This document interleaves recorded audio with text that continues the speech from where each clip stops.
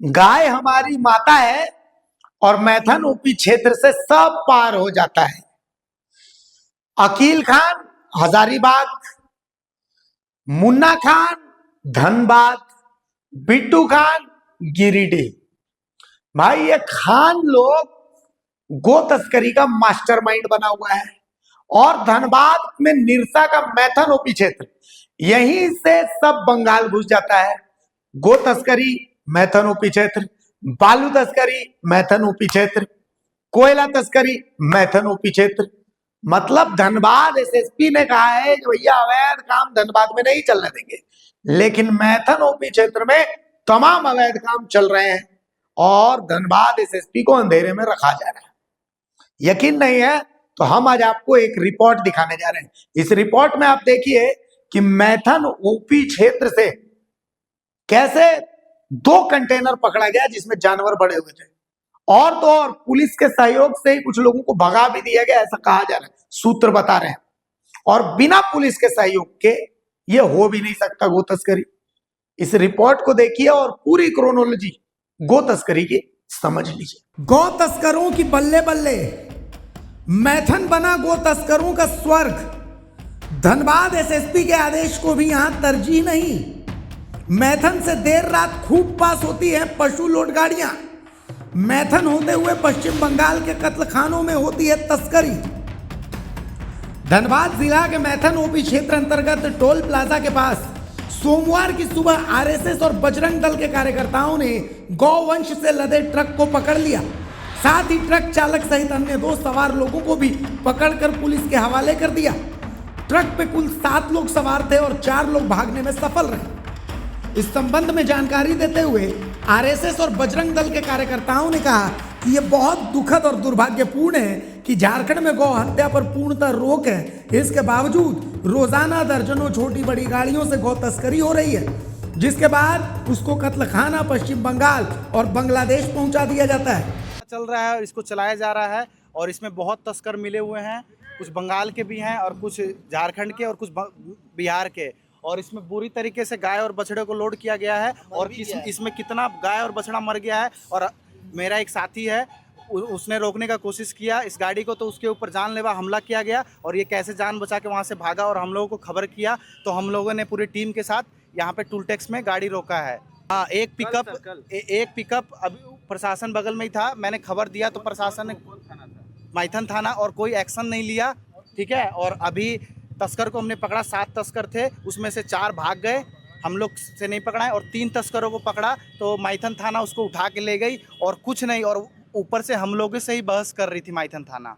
क्या कर रहा है मैथन थाना? हम ही लोग पे डांट डपाट कर रही है, बोल रही है केस कर देंगे तुम्हारे ऊपर, ऐसे कर देंगे वैसे कर देंगे, धमकी दिया जा रहा है हम लोग को। क्या कारण ये है कि वो लोग मिला हुआ है, वो लोग पैसा लेता है गाय गाड़ी से। आज सुबह निरसा खुदिया फाटक के पास एक ट्रक से गाय की आवाज आई जो पूरी तरह से तिरपाल से ढका हुआ था।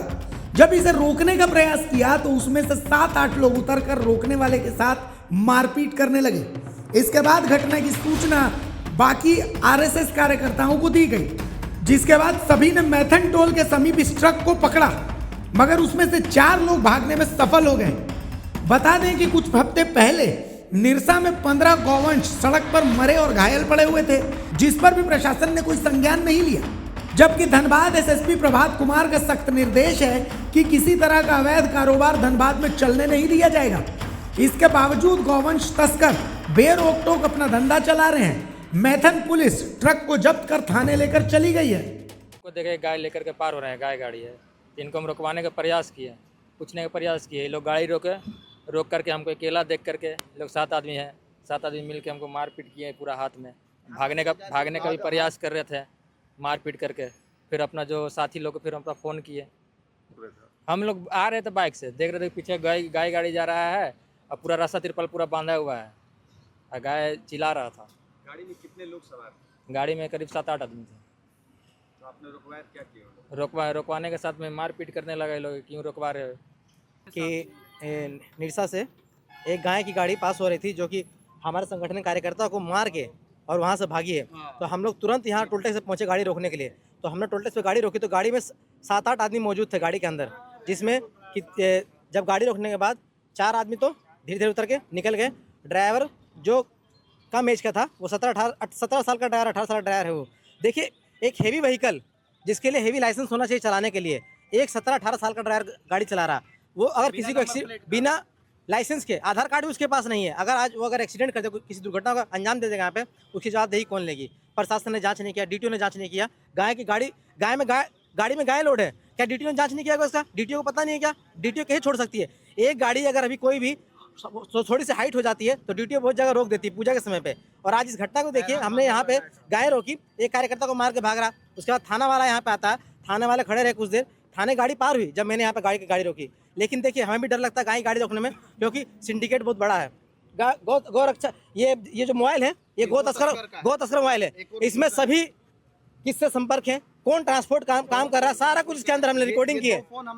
ठीक है, अब एक बात देखिए, अब हमारे साथ क्या होगा कि एक डर हमें ये भी बना हुआ है कि प्रशासन हो सकता है हमें पे कोई कार्रवाई कर दे कि हमने मारपीट की है। इसके मेरे टोल टैक्स के सामने गाड़ी पकड़ी है, कैमरे सीसीटीवी फुटेज सारा मौजूद है, आप लोग देख सकते हैं। मैंने गौ तस्कर को रोका, ड्राइवर से बहुत अच्छे से बात की, उनके आदमी के साथ भी, हमारे सभी लड़कियों ने बहुत अच्छे से बात की। बस डर यही बना कि प्रशासन कहीं उन पे ना कार्रवाई करके हम पे ना कल दिन कार्रवाई करते हैं। ये हो सकता है, आज नहीं, कल नहीं, कभी भी हो सकता है, लेकिन हमें डर बना हुआ रहेगा। ठीक है, क्योंकि हमने गाय के सिंडिकेट तोड़ने का प्रयास किया है। एक बात, एक लड़का जो हमने पकड़ा है वो अपने आप को मैथन मोड़ का बता रहा, खटाले रहता है, अजीत नाम है उसका, बोला कि मैं टुनटुन के यहाँ पे रहता हूँ। टुनटुन जी से भी पूछताछ करनी चाहिए कि सही में उनके आदमी है, वो यहाँ रहता है या नहीं रहता है। तो हम लोग निरसा से पीछा कर रहे थे, पता चला। ऐसे तो आए दिन गाय यहाँ से पार होता है, कसाई वाला। एक बार हम लोग, इससे भी पहले हम लोग रुकवा के मैथन थाना को दिए थे कंटेनर में, उसके बाद भी गाय का गाड़ी इधर से कंटिन्यू पार हो रहा था। प्रशासन को सब चीज़ का खबर रहता है, पर कुछ एक्शन इस पर नहीं होता है, जिस कारण से हम लोग को एक्टिव होकर यहाँ पकड़ना पड़ता है। अब ये गाड़ी पकड़े हैं तो देखते हैं प्रशासन इस पर क्या कार्रवाई करता है।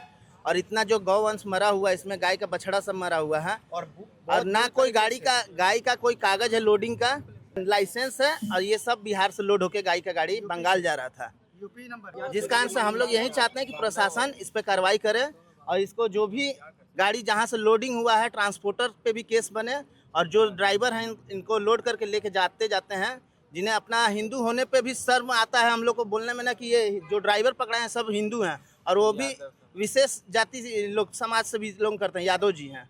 बताइए, सोच के भी शर्म आता है। अब आप समझिए झारखंड में गौ तस्करी की क्रोनोलॉजी।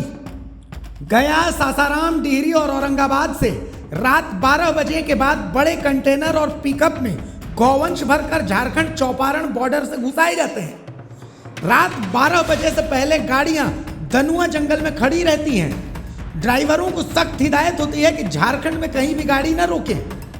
गाड़ियों का व्हाट्सएप नंबर सिर्फ 4 अंक के रूप में हजारीबाग, गिरिडीह और धनबाद के संबंधित थानों को भेजा जाता है। नंबर प्लेट पर गोबर लगाकर पहचान छिपाई जाती है ताकि वीडियो या फोटो न बन सके। गाड़ियों के पारगमन की व्यवस्था हजारीबाग, गिरिडीह और धनबाद के अलग अलग खान गिरोहों द्वारा संचालित होती है। हर कंटेनर से 1.5 लाख और पिकअप से 18,000 राशि वसूली जाती है। पूरा संचालन बरही के एक मछली होटल से होता है और खराब गाड़ियों को तुरंत थाना या जेसीबी की मदद से हटाया जाता है। मेन रोड के अलावा इटखोरी, कोर्रा मोड़, मेरू, विष्णुगढ़ से लूप लाइन रूटों का इस्तेमाल भी होता है। विरोध करने वाले संगठन या तो खरीद लिए जाते हैं या धमका दिए जाते हैं। कुछ ईमानदार पुलिसकर्मी मजबूरी में चुप रहते हैं। हर रोज 20 से 25 कंटेनर और 15 से 20 पिकअप से जानवर तस्करी होती है।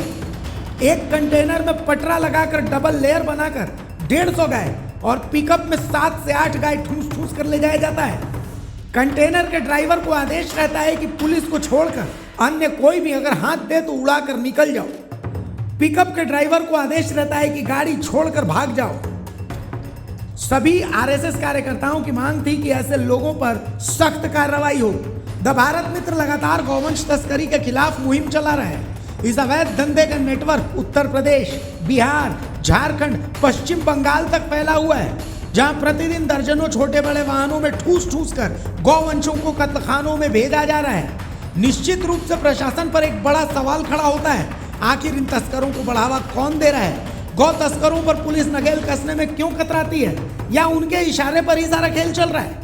वैसे भी मैथन ओपी क्षेत्र अंतर्गत अवैध कोयला, बालू और गौ तस्करी चरम पर है। अब देखना है कि जिला प्रशासन क्या कार्यवाही करती है या प्रतिदिन सैकड़ों गौवंश कत्लखाना जाते रहेंगे। राष्ट्रीय राजमार्ग 2 पर, जो वर्तमान में राष्ट्रीय राजमार्ग 19 के नाम से जाना जाता है, और मेरे पीछे सामने मैथन थाना है, और मैथन थाना से महज 50 मीटर की दूरी पर आज सुबह जो है आरएसएस और बजरंग दल के लोगों ने गौवंश के 2 वाहन पकड़े, जिसमें एक भागने में सफल हुए और दूसरी जो वाहन है, जो बड़े ट्रक हैं, ट्रक में गौवंश ठूस ठूस के भरा हुआ है, उसे बजरंग दल और आरएसएस के कार्यकर्ताओं ने उसे रोका है। हालांकि उस वाहन पे 7 लोग सवार थे और 4 लोग भागने में सफल हुए और 3 लोग को मैथन पुलिस ने हिरासत में लिया। हालांकि बजरंग दल के कार्यकर्ताओं का ये भी कहना है कि मैथन पुलिस ने जो छोटी वाहन में जो गौवंश लदे हुए थे उसे भगाया है। इससे साफ जाहिर होता है कि मैथन थाना का किस कदर इस हाईवे पर जांच होती है। हालांकि बजरंग दलों का ये भी कहना है कि पूरे जिला में नहीं, पूरे राज्य में वाहन चेकिंग अभियान धड़ल्ले से जारी है। उसके बावजूद भी अगर कोई बाइक चालक जो हेलमेट नहीं पहनते हैं तो पुलिस उस पर चालान करती है, लेकिन आरटीओ हो, डीटीओ हो, इतनी बड़ी वाहन में ठूस ठूस कर गौवंश जा रहे हैं, उन्हें कैसे ध्यान नहीं पड़ा, ये सवाल जरूर खड़ी करती है। हमने भारत मित्र पर पहले भी इस बात का जिक्र किया था और पूरे विस्तार से दिखाया था कि कितने बड़े रैकेट, ये यूपी बोलिए, बिहार बोलिए, झारखंड बोलिए, ये पूरा नेटवर्क फैला हुआ और गौवंश को कत्ल खाना पश्चिम बंगाल भेजा जा रहा है। तो अब ये सवाल उठता है कि क्या प्रशासन अब भी जागेगी कि नहीं, या फिर गौवंश को यूं कत्ले आम कत्ल खानों में भेजा जाएगा, ये एक बड़ा सवाल है। संतोष कुमार, द भारत मित्र, निरसा।